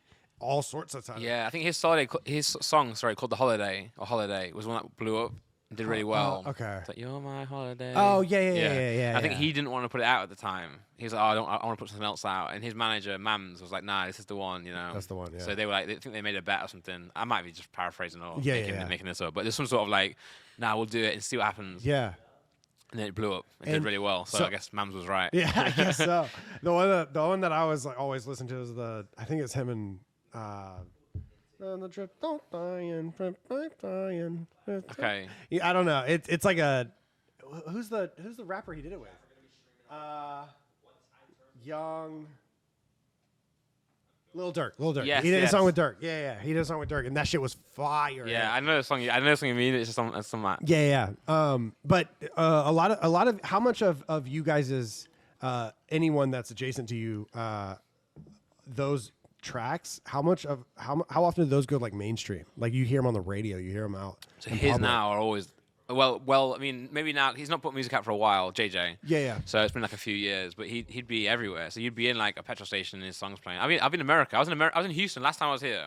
In Houston, in Texas, and I was in a Lush, the soap shop. Yeah. And his song was just playing. What? The holiday song? No, it was a different one. I can't remember which one. I think Lighter maybe. And his song was playing. I'm like, what the fuck? What is going on? It's just so weird. That is insane. And then everyone, like this trip, I'm talking like, oh, do you guys know what Prime is? And they're like, yeah, of course. Of course, yeah. No, I mean, yeah. It's insane. It's everywhere. It's just like it went from them starting it to now being a drink, Yeah. As in like a staple. It's just on the shelves. Yeah, for sure. It's so weird. That's so wild. And have you gotten any radio plays, or is that something that you're wanting to get? Is that something that you chase? No, I don't chase it, but I'll definitely get like now and then. Back in the day when I was putting stuff out, you get like I don't know, some sort of like Swedish radio play your song once. Yeah, I'm like, oh, cool. You get like a tweet. Yeah, exactly. Yeah. I've heard weird ones actually. Like sometimes our music's in like weird places, but it's not always. Yes, like a nightclub. It's like a nightclub, right? In like Zagreb or something in Europe, and it's just like Manchild, the diss track. I'm like, it's not a club song, you know, it's just a diss track. And they're like, but I think those ones are when people have requested it. Yeah. I think fans requested it and be like, oh my god, but like, oh my god, it's the Orcs. Yeah, they put it on, you know. yeah. That does make sense. That does make sense. So yeah, how is the podcasting game? You've been in the podcasting game for a long time. Yeah, we did it for a while, to be honest. 5 years. Yeah. What is the journey been like, and what's the transition? Because now everyone has a podcast. Yeah. So I think you got in at the right time. We got in at the right time. Well, actually, Josh from the Sidemen, he started a podcast, and he only managed like 3 or 4 episodes. So we kind of jacked the idea off him in a way. We were like, awesome. He's doing one, let's do one. Yeah. Simon and I were in his room at the Sidemen house, and he was like, I want to do a podcast, you know, but I don't know who to do it with. And I was like, I love podcasts, I'll do it. And he was like, really? I was like, yeah. So we started it, and then we did it every week. At the start, it was very like slow. We'd do one every 3 months, one every 4 months. And then JJ actually was like, he made a bet. He's like, I bet you don't carry this on, you know, like you're going to fail. And then when he said that, we're like, oh, no, it's on. So then we've not missed a week. Well, we missed like a couple of weeks, but like, we're like 230 episodes in. Was that an evil genius thing? He's like that. He's definitely like that. He's definitely like he like motivates you by encouraging you in a negative way. Yes. But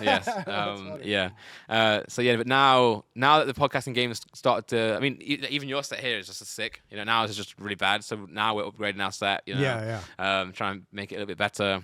But the thing for us is like just turning up and doing it, because like Simon's really busy. He's crazy busy. Yeah, like, I wouldn't be surprised one day if he's like, I just can't do this anymore. Yeah, and I'll have to either do it on my own or try and sub someone else in or something. Right. But he's really motivated. He loves doing it. He's like, I want to make it the biggest podcast this year and stuff, you know.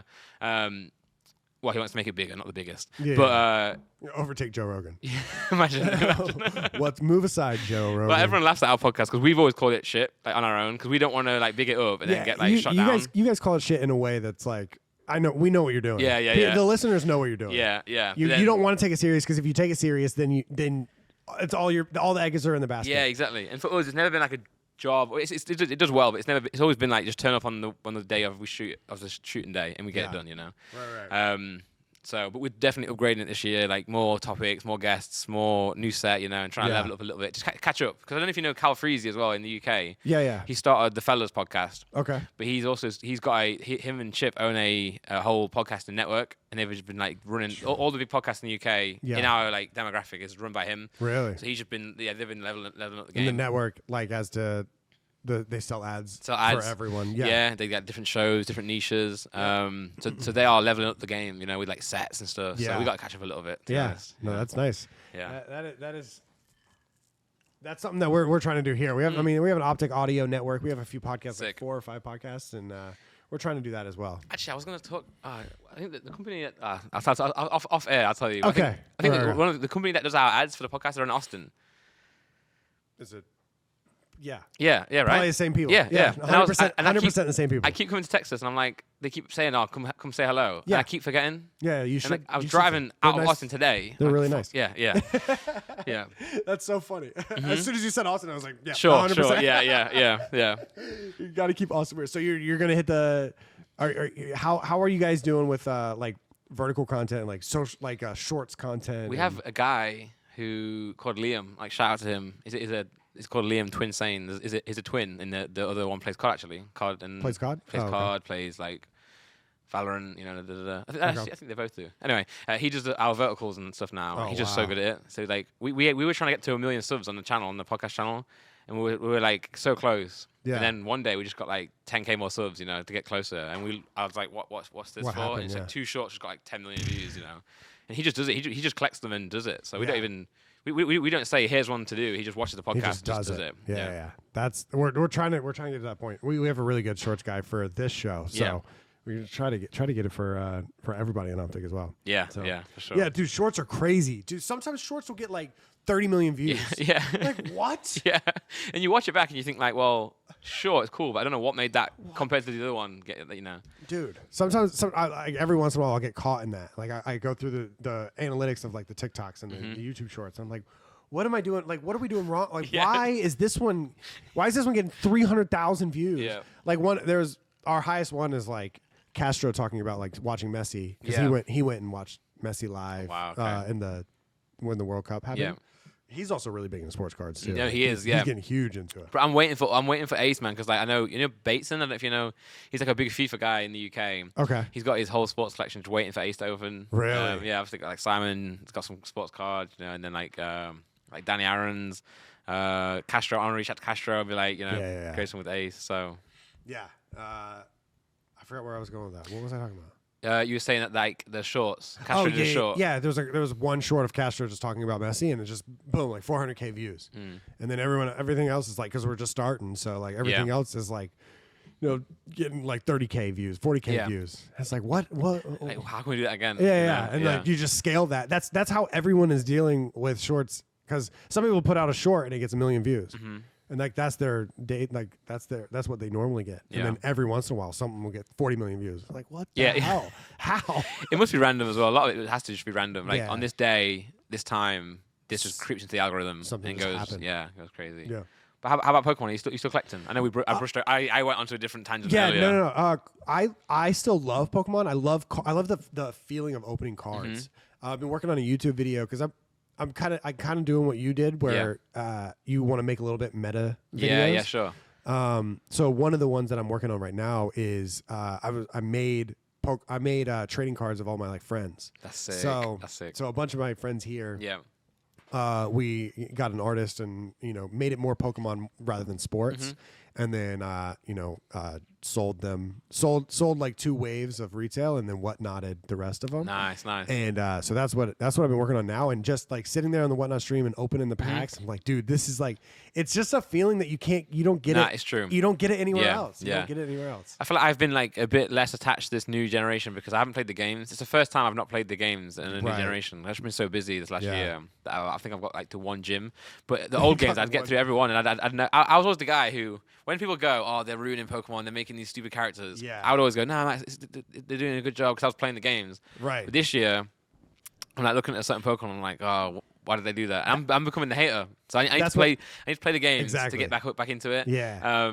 But yeah, this year I'm trying to go back to, because when I first did the Pokemon channel, and that's when it started blowing up. 'Cause I did it just before I started it.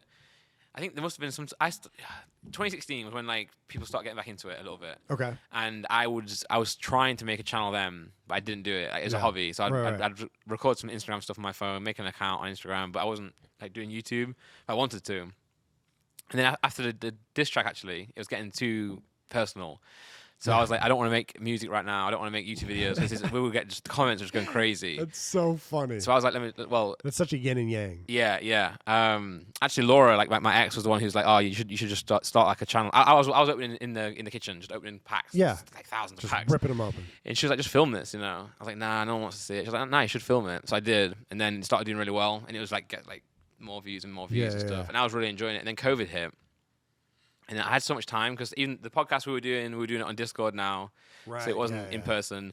Obviously, no like real life content, no Sidemen videos, no my videos. I was literally 24/7. Actually, what I would do, I would literally. This is when I was doing the Gulag song as well, that era. Yeah, that era. So I would literally play Warzone till like 4, 5, 6 in the morning with my mates because for some reason my PC's never been able to stream Warzone. Like I think my new one can, but I always used to struggle. Right. I can never get it working. It's just always lagging, and I'm trying to like play myself. So it's a big game. Yeah. So 120 gigs or something. So I would do it offline. I wouldn't play on stream. Yeah. I would play until like 4, 5, 6 in the morning, and then I'd record a Pokemon video after that. Okay. Then go to bed. Then Laura would edit the video. She would edit it at the time, and I'd wake up and the video's ready. So I'd post it, and then I stream like Animal Crossing and Pokemon. Yeah. Then I log off, play COD, and then do it again. So I was just 24/7, just non-stop doing this for for how long COVID was going on for. Yeah. And then COVID, the restrictions started to like ease up a little bit. So then I was doing the box breaks. After Logan did his, I started doing one as well. And I'd do it every week. And I'd just go around the country buying boxes of people. So I was just in the car renting. I had no car at the time, so I was just renting a car for the day, driving like 3 hours north to buy a box, coming home, streaming it. And it was just 24/7, literally non-stop Pokemon. And I loved it. I was up like till 3 a.m. like buying like cards with Josh from the Sidemen. We were out trying to outbuy each other, And a lot of those cards have gone down now. But it was just a weird like dystopian world. But the channel was doing so well because I was in it 24/7, like addicted to it. And then in the past 2 years or past year or so, I've been distanced from it. Right. So I would love to get back into it, but I think Whenever I have to you enjoy it. Whenever you were into it, Yeah. were you also like studying the YouTube game Yeah. about Pokemon? So when I started doing it at the time, I found it quite easy to make a good title and thumbnail, because at the time you had like Leonhardt, who was doing well, and they had like Unlisted Leaf, but they weren't really doing like they were kind of doing like there's no offense to them, but they were doing the normal like crazy big reactions for each like set. Right. So I started like I was like, oh, let me change it, let me make it more personable. So I'd like be very calm, I get Charizard and I'd still celebrate, but it wouldn't be like crazy. Yeah. The titles and thumbnails were a bit more like meta, a bit more cleaner. This is before. This is not now. This is like a few years ago when like it was 2020. Yeah. So all you had to do was make the thumbnail bright, or put like $10,000 pack, the title. Now it's different. Now you got to be a bit more smart about things, But at the time, it was really easy for me to like make those meta style videos at the time. But then also as it went on and the views started getting higher, I started becoming more like, oh my god, like big reactions, And then I look back and I'm like, that wasn't my genuine reaction. Yeah, like, it was. I was excited. You were excited, but I was like trying to make a video. Of course. Whereas I look at my first few videos where I first started, and I was like, oh, Charizard, cool. Yeah, the Pokemon was first in the first videos. The video was first in the later ones. Yeah. I mean, Pokemon is it's crazy. It blew up so big. It blew up in 2016 again, but it also like skyrocketed after Logan Paul opened that first. It was like box. 2016. Then it went down a little bit again. Yeah, normalized. Then Logan went crazy. But I think it was always ready to go though. So when it wasn't like, because I think he jumped in it when it was actually doing well as well. It started to go up naturally during COVID. Then he doubled down on it, and then crypto was going big, Pokemon was going big, and then everyone was on it. Yeah, dude, I think I bought 2 Evolution like booster boxes. Yeah, and they were like I bought them both for like $500. Yeah, like so $1,000 total, and then they went up to like $1,500. Yeah. I was like, what? I remember Josh Zerka from the Sidemen.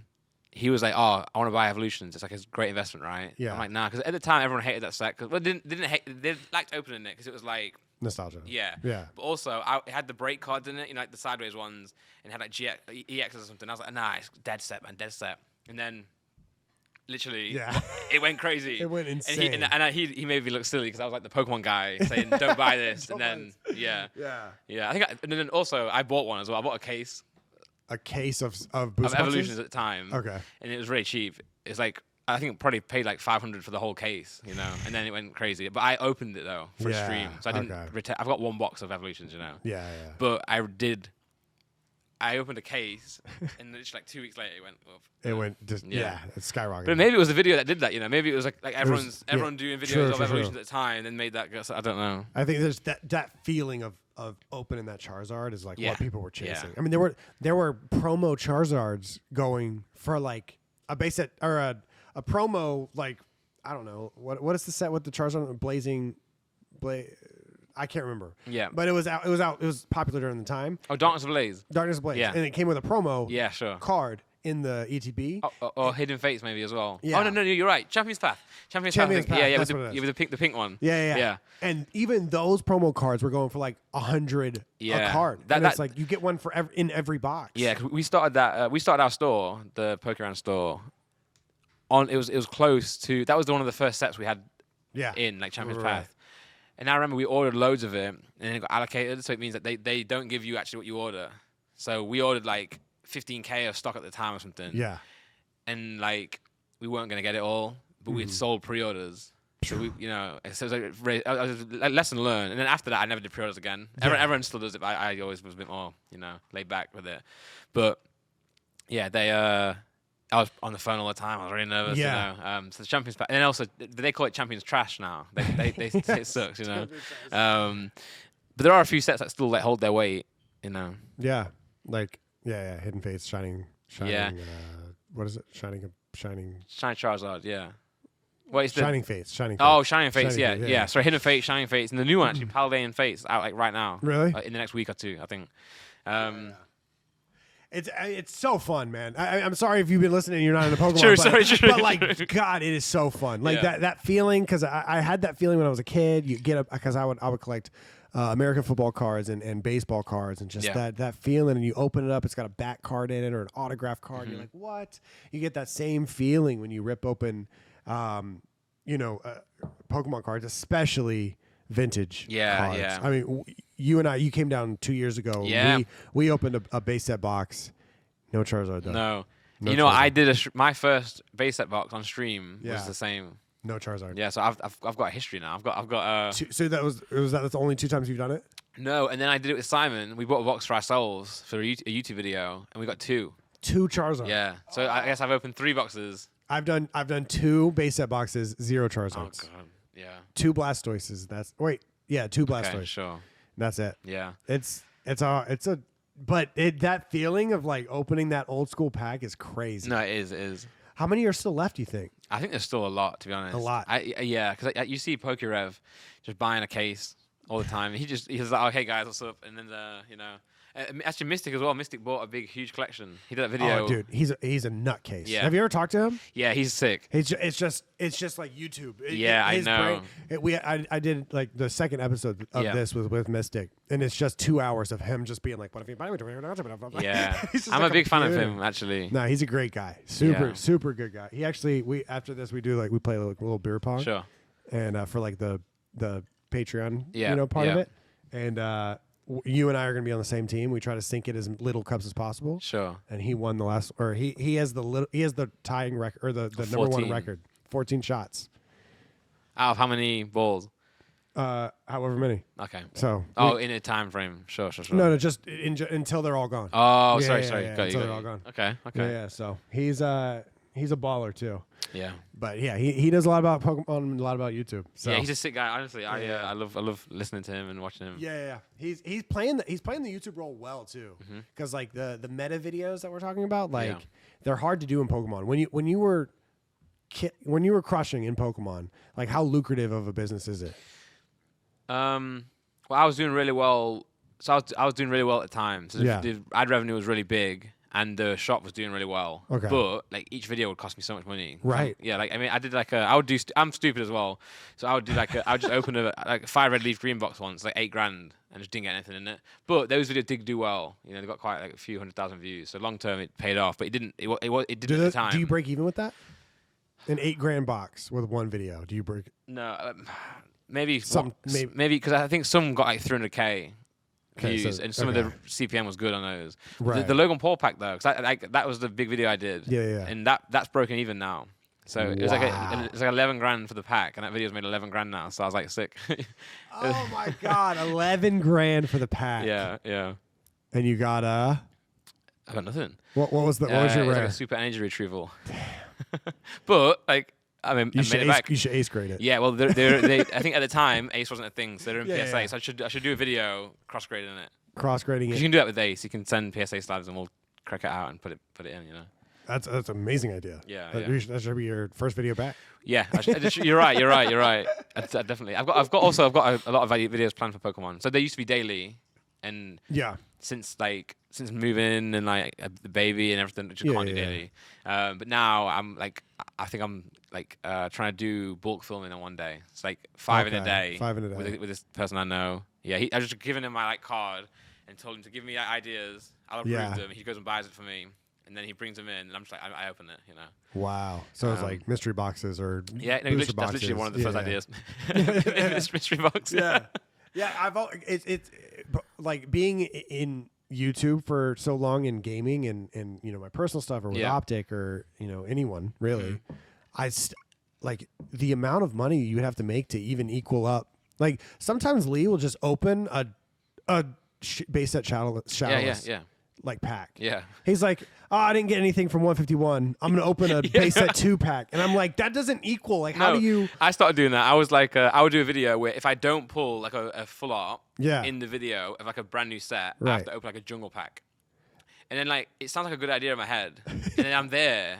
I'm like, why did I do this? Because the video is gonna make like this is a $50. This is a $300 pack. Yeah. And the video is gonna make $50. Yeah, and then I pay the editor like 100, or then I pay the thumbnail guy. So I'm like, what? Like, how does anyone, besides unless you're PokeRev, who is Yeah. just printing views? Yeah. How do you make any sort of return? But that's what it was like at the time. That's what it was like for me. I was doing so well. That Yeah. I was like, I never thought about how much the video was going to cost because I'd just make it. Right. Yeah. And again, I didn't actually try. I didn't know going into the video it would make the money back, but it would because it was good content, I guess. So like, but now Yeah. I'm like, okay, trying to like check all the values. Yeah, So I'm not doing it wrong, but at the same time, you just can't. It's a very unsustainable. Yeah. Pokemon cards are a really hard thing to do. Oh, for sure. They forget that editing thumbnails, all that stuff, but then also the packs. You got to buy the packs. Yeah. I mean, it's in the packs that people want to see are from 1999. Well, Leonhardt did a video where he opened every pack ever. Yeah, he's done a few. I think he's done that a few times. Yes. That's insane. That's crazy. Yeah. Although Pokerev as well, what Pokerev was good at, because he was, before he started YouTube, he was actually like a seller. So he would like. Oh, okay. He was already doing eBay. He was already, so he already had like so much huge collection. Yeah. So him doing YouTube was a super smart thing to do. He's an interesting YouTuber. Mm-hmm. Yeah. I don't think a lot of people know anything about him besides the fact that he's really good at making Pokemon cards. He's so good. Yeah, he's the editor as well that he works with, like Axie. And there's a few of them, but Axie, they just work really well together. And they've got that whole thing down now to a T. Oh yeah. The intros, like the concepts, the boxes. He adapted really well to YouTube. Yeah, he did. Because when I was watching your stuff and Unlisted Leaf, and I would watch his stuff too, and it was very much like, hey guys, it's Pokerev, here's a video. Yeah. And then I stopped watching for, you fall out of love with stuff, and then you come back in. I'm like, yo, I want to watch a few Pokemon videos. And I was like, oh, Pokerev, I remember him. Mm-hmm. He's jacked. Yeah. Jacked dude opening Pokemon cards. And I clicked on him, and dude, now he's like, what's up, guys? Yeah, and like you can so just tell, different. But it's good though for the algorithm, Of right? course. He knows what he's doing, Because I remember he would ask me back in the day, like certain things about like the store or like YouTube, not like much, but like I'd and then 2 months go by, I'm like, this guy's just like overtaking everyone. He's become the biggest YouTuber in like three months. Talking to Mystic, he must have brought up Pokerev like 5 times. Yeah, well, he's the go, but when you're in any niche, you look at the number one, right? So what you whether it's gaming, whether it's whatever, number one, try and emulate that, Who's the best Pokemon YouTuber of all time? Of all time. Oh man, I don't know, because there's a lot of older guys that are like really, really like good. There's a guy called Primetime Pokemon. Did you ever see him? No. So he used to open the brand new sets. Okay. But he used to do it back in the day. So all like the Fire Red Leaf Green that are now, he would just open that brand new. Wow. And he would do like 4 parts, and he just goes like, oh cool, And it's a Charizard. Cool. Yeah. It's a $10,000 card. He just puts it down, But obviously at the time it would have been like $100, But he's a good channel to watch because it's very nostalgic. Yeah, for sure. But the cards probably say $3.99 on them, and now they're actually, yeah. But I think best is Pokerev is probably up there. You think so? Mystic as well is actually really good. Yeah, his Rips channel is really good. Yeah, it's crushing. I like. What's his name, dude? Pocket Monster. Oh yeah, sorry, Deep Pocket Monster. Dude, he's so good. He's killing it. He started to he did the like, so everyone was doing the daily like brand new set, this, that, the other, And he started to take a Mr. Beast, like Ryan Trahan sort of approach to the videos, where it's like a really well thought out video. Yeah. He would collect the every card in the set in 24 hours. But he's just so good. So good. Like you watch that and you're like, I just can't do that. No, I don't have the energy for it or the money. Yeah. I just can't do that. And like he's storytelling like 30-40 minute video, and he's like, it's just like wow. Like I wasn't aware of the try to get a set in a day. Yeah. I had watched his like old stuff when he first started, but I watched one of those. He just goes to a couple shops and tries to get the whole set in one day. Mm-hmm. And it's like 40, like you said, 35-40 minute video, and it feels like it just and he gets like 8 million views. And you're like, what? Oh my god!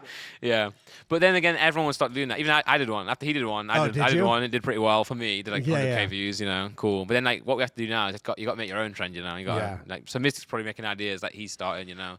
But I'm excited to get back into Pokemon. And the thing that what separates you from a lot of Pokemon player or collectors is you played the TCG. Yeah. Do you have a love for the TCG still? I do. I used to play. So I used to play the video game more. The video game like competitive scene, VGC. Okay. But then I started playing the game, but I'm not good at it. You're not. I'm like. You just know how to play. I know how to play. No one even knows how to play. None of these people know how to play. True. But there's some really cool and really talented people. I also will say that like I used to know every Pokemon name. Yeah. Even in Japanese, I would know. No, I can't read it, but I know what the Pokemon is because I play the games. This new Scarlet and Violet, I'm getting it wrong, and all the comments are like, "Bro, how are you gonna be like a Pokemon YouTuber? You don't know the names," which is true. I actually need to know the names. Yeah. So I make it up. I'm like, why would this? I just make it up. This is Purple Dragon. Yeah, that's literally what it is. Yeah. That's good. And you used to also play the games too. Like your Pokerand wasn't just Pokemon cards. It was you playing the games and everything. Just when Sword and Shield came out, I did like a whole playthrough on that, and it was doing really well. Yeah. And people loved it. And then the Pokemon stuff, the Pokemon card stuff popped off with like Logan and stuff. Yeah. And then I got to a point where I was posting both. So I was posting the cards and then the game, but it's like completely different audience. Yeah. Like the card people want to like see like the value of the card, you know. They want to see like the investment side of it, how much it costs, how much you can sell it for. And the Pokemon game people were just like true Pokemon fans. They want to watch the game. So the algorithm was like really hard on the channel, because like it was hurting each other. So I stopped doing the game. I actually stopped doing the game, yeah. But I might bring it back soon in one episode. So I used to do like a whole 60 episode series of the playthrough. Now I might play it on Twitch and just storytelling. Just storytell with the one playthrough. Yeah, maybe. Of course. Here's what I would do. So I might do that. Have you watched like any of the girl that makes the Nuzlocke? Oh, Jaden Animation. She's unreal. Unbelievable. Yeah. Unbelievable. And it's when YouTube gets to the point now where it's like, so like, well, no offense to us, but like we'll play the games or we open the packs. Now people like Jaden, they tell a whole story. Yeah. So they're not even making a video anymore. They're literally telling us a story. Yeah. And I'm like, I can't do that. That's that. I mean, I love doing that, but it's just so much work. Yeah. It's so much work. We can do it. We can do it. But some people come naturally, you know. Like Casey, he would tell a story every in day. A vlog. Yeah.